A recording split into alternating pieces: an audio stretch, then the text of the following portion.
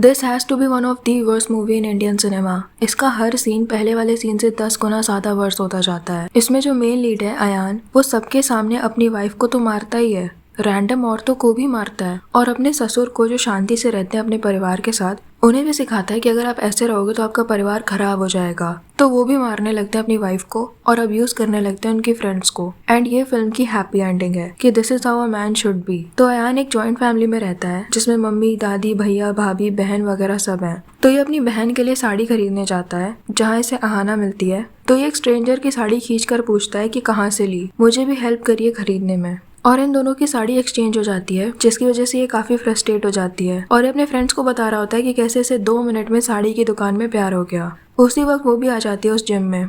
And this is विभूति नारायण। तो ये अपने दोस्त की होने वाली वाइफ के बारे में और क्या ही बोलेंगे। क्या सही चीज है यार। तो ये लोग ऐसी ही बातें इसके बारे में इसके डैड के सामने कर रहे होते हैं और इसका नाम भी जान जाते हैं। फिर ये मॉडल है तो इसका कुछ शूट चल रहा होता है। तो इसमें जो इसका मॉडल है, जो इन लोगों ने बहुत टाइम लगाकर सिलेक्ट किया होगा, उसको और सेट पर किसी को भी बाइक चलानी नहीं आती है, सलमान भाई को छोड़कर। और फिर गाना शुरू हो जाता है जिसमें ये लोग अचानक इंडिया से अमेरिका पहुंच जाते हैं ये क्रिंज स्टेप्स करने के लिए।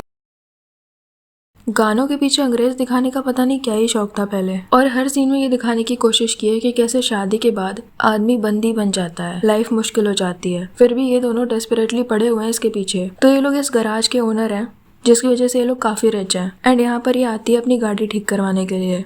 And they try to impress her. और ये यहाँ पर अपनी पर्सनल डायरी भूल जाती है, जैसे इसका दोस्त छुपा लेता है एंड अपने दोस्त को दे देता है। एंड उसमें इसने सब कुछ लिखा होता है कि उसे क्या चीजें पसंद है वगैरह। तो ये सब कुछ पढ़ लेता है एंड सीधा उसके घर पहुंच जाता है एंड रैंडमली उसकी सारी फेवरेट चीजों के बारे में बात करने लगता है और उसे उसके फेवरेट रेस्टोरेंट ले जाता है। एंड ये बिना दिमाग लगाए खुश होती रहती है कि मेरा सोलमेट मिल गया। तो ये ऐसे ही काफी टाइम तक उसकी डायरी से चीजें पढ़ पढ़ कर बताता रहता है। एंड ये बिल्कुल डम्ब है तो खुश होती रहती है कि फाइनली समवन हु अंडरस्टैंड्स मी।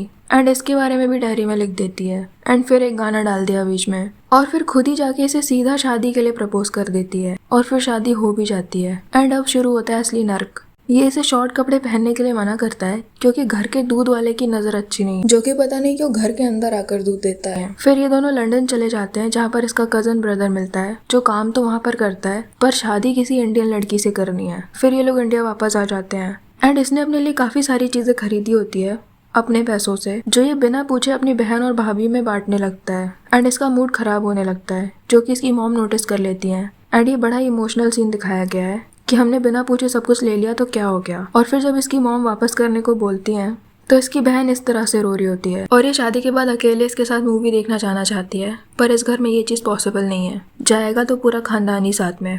और फिर ये इसे बोलती है कि घर में बोर हो रहा है, कुछ काम करना है। तो इसे बोलता है कि मॉडलिंग के अलावा कुछ भी करो। और ये बहुत ज्यादा खुश हो जाती है कि वाह, मुझे अलाउ किया जा रहा है कुछ काम करना। अगर इसे मॉडलिंग करियर इतना ही खराब लगता था तो उसने एक मॉडल से शादी की ही क्यों? अगर इसे पसंद नहीं था कि कोई छोटे कपड़े पहने तो इसने ऐसी लड़की से शादी की ही क्यों जो छोटे कपड़े पहनती है? अपने टाइप की क्यों नहीं ढूंढी?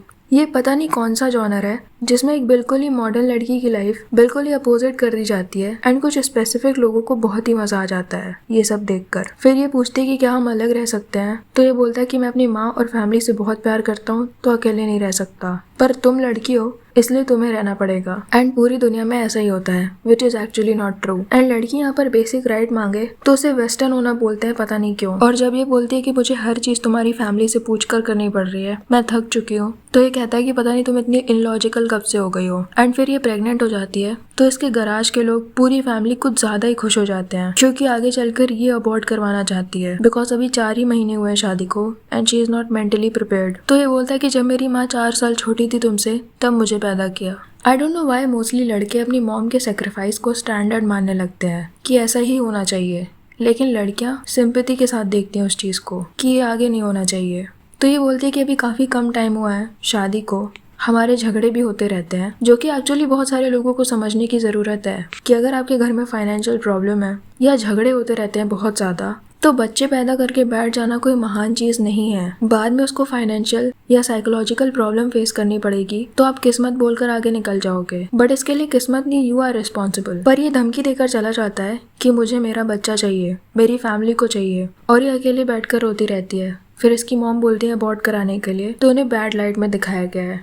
फिर ये गलती से सीढ़ियों से गिर जाती है एंड हॉस्पिटल पहुंच जाती है और ये बाद में आकर इसे ब्लेम करता है कि तुमने अबॉर्ट करा दिया, तुमने मुझे भी मार डाला। फिर इसकी बहन को कॉलेज में कुछ लड़के परेशान कर रहे होते हैं तो ये उन्हें मार वार तो देता है, पर जब ये बात अपनी मॉम को बताता है तो वो बोलती है कि इस चीज का ये सॉल्यूशन नहीं है, इसके लिए कोई लड़का ढूंढो, क्योंकि ये लड़की है तो शादी नहीं करवाओगे तो ये सब तो होता ही रहेगा। एंड इस फिल्म के हिसाब से ये बिल्कुल परफेक्ट कैरेक्टर है और ये बिगड़ी हुई है। तो इसे अपने वाइफ का कजन याद आता है जो कि लंदन में मिला था एंड ये उससे अपनी बहन की शादी करवाना चाहता है and she is already not happy in this family, तो वो बार बार मना करती है एंड यहाँ पर इसे बुरा दिखाने की कोशिश की गई है विच मेक्स नो सेंस। अगर उसे नहीं जोड़ना हो रिश्ता तुम्हारी फैमिली के साथ तो इसमें क्या गलत है?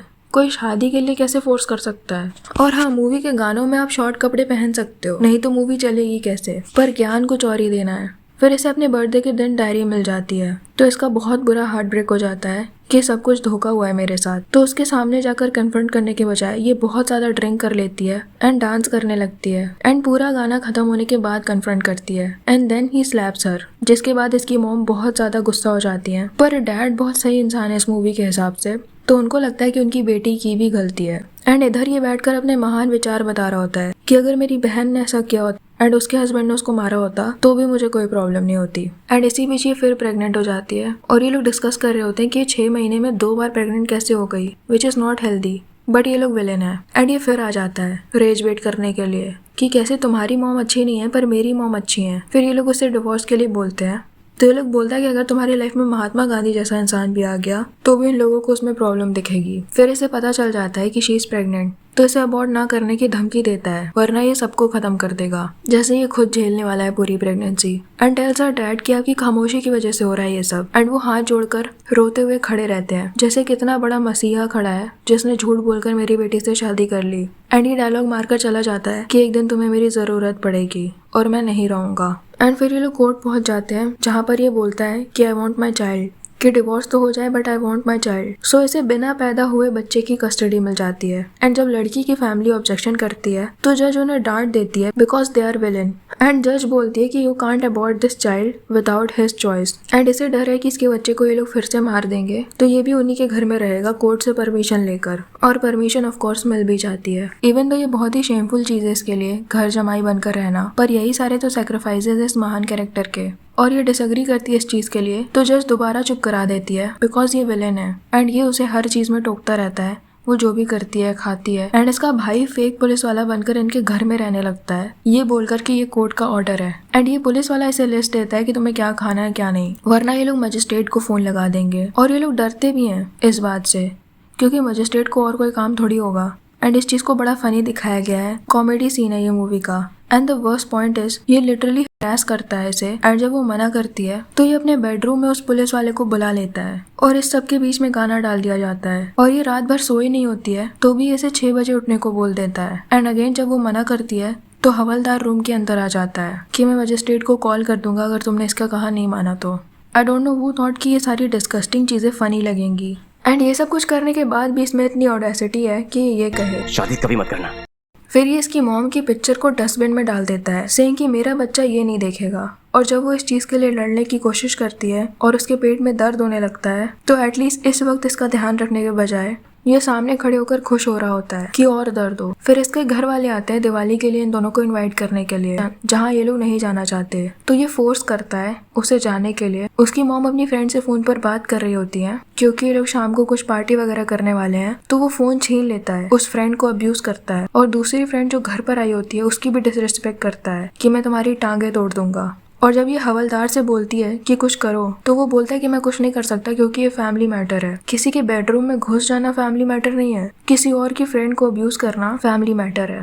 तो जो पेट्रियार्की को सपोर्ट करते हैं उनके यहाँ पूजा हो रही है एंड इन लोगों के यहाँ जुआ खेला जा रहा है बिकॉज अकॉर्डिंग टू देम जो इक्वालिटी की बात करते हैं वो लोग ऐसे ही होते हैं। और इसका फ्रेंड भी आ जाता है फेक हवलदार बनकर और लड़की की मॉम की फ्रेंड को मारता है बिकॉज इन्होंने इसे मारा था, बिकॉज ये लोग लिटरली इनकी बेटी के पीछे पड़े हुए थे। एंड कहता है कि घर के मर्द को बुलाओ एंड ये कहता है कि मर्द था पर शादी के बाद मैं इन लोगों जैसा हो गया। मर्द था लेकिन शादी के बाद मैं इनके जैसा हो गया हूँ। आई डोंट नो इनकी टारगेट ऑडियंस कौन है। अगर आप घर में कलेश करो हाथ उठाओ तो आप मर्द हो वरना नहीं हो। और ये लोग इसे सिखा कर जाते हैं कि कंट्रोल में रखा करो, अगर कंट्रोल में रखा होता तो ऐसी हालत ना होती। हफ्ते में 4 दिन चाटा लगा दिया करो, हफ्ते में 4 दिन बीवी को चमाड़ मार दिया करो।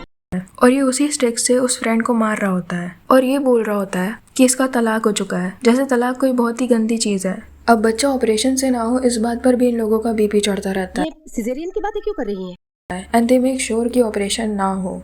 फिर इसकी डिलीवरी हो जाती है और ये लोग चुपचाप बच्ची को लेकर चल देते हैं बिना माँ से एक भी बार मिलाए। फिर डॉक्टर इन्हें समझाती है कि 2 महीने तक माँ का दूध चाहिए होता है, तो सिर्फ इसलिए ये लोग वापस आ जाते हैं। फिर इसकी इतनी हिम्मत हो जाती है कि डिलीवरी वाले रूम में खड़े होकर बोलता है कि लड़की की मॉम को रूम से निकालो बिकॉज वो बुरी है। और डॉक्टर भी सपोर्ट कर रही होती है। और ये बच्ची जिसे अभी कुछ घंटे भी नहीं हुए पैदा हुए, उसके लिए ये बोलता है कि ये एक दिन पराये घर चली जाएगी। मैं नहीं चाहता कि इसकी माँ और इसकी माँ की माँ का असर इस पर पड़े और मेरी तरह कोई और लड़का सफर करे। और ये बहुत ही फिगर कॉन्शियस है, एक बार ऑलरेडी अबॉर्ट करवा चुकी है। तो डॉक्टर भी बोलते हैं कि जहाँ पर आप कहोगे वहीं पर ये आएगी दूध पिलाने। फिर बच्चा हो ही गया है तो उसके भी इमोशन सामने आने लगते हैं और इसके जो बहुत ही अच्छे डैड है वो भी इसे समझाते हैं कि तुम ही गलत हो और तुम कभी खुश नहीं रहोगी, सेक्रीफाइस करो वरना तुम्हारा बाप जीते जी मर जाएगा। इमेजिन उसने उस बच्चे को पैदा किया है, सारी प्रॉब्लम्स झेली है, पर फॉर सम रीजन ओनर है वो लड़का और उसकी फैमिली। इनकी इमेजिनेशन में जज डॉक्टर सब यही सोच रहे हैं और लड़के की फैमिली पूरी तरह से ओन कर रही है बच्चे को। और जब ये रो भी रही होती है तो ये बच्चे को छीन लेता है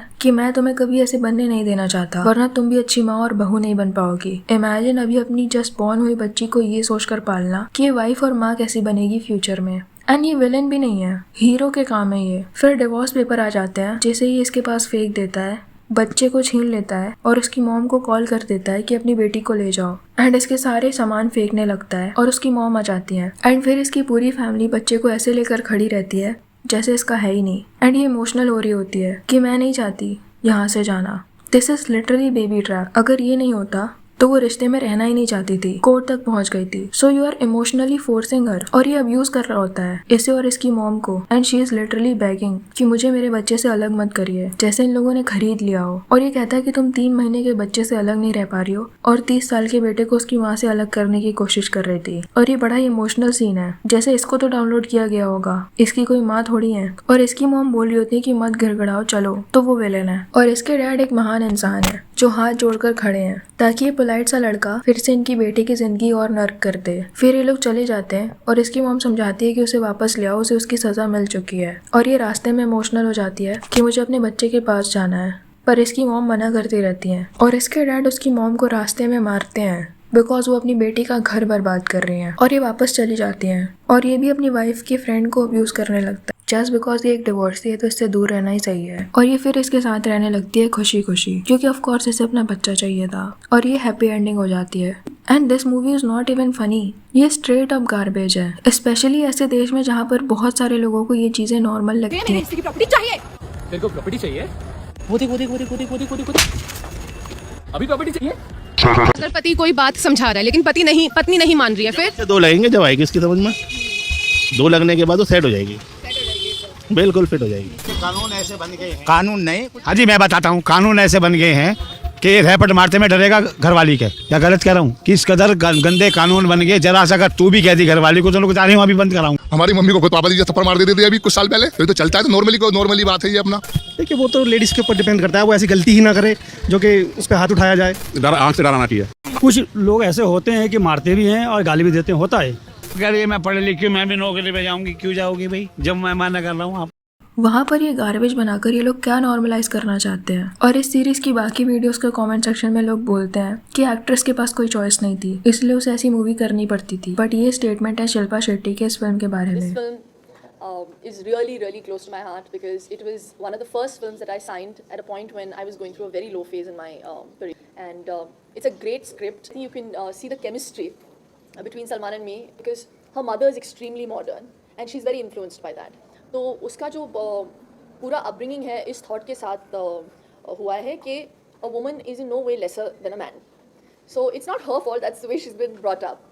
She is literally saying कि वो मॉडर्न है, इसमें उसकी गलती नहीं है। और सलमान भाई के व्यूज़ तो उनकी लाइफ चॉइसेस देखकर समझ में आते ही हैं। वैसे क्या लगता है आपको इस बारे में? कमेंट सेक्शन में ज़रूर बताना। वीडियो पसंद आया हो तो लाइक कर देना और ऐसी और वीडियोस के लिए चैनल को सब्सक्राइब कर देना।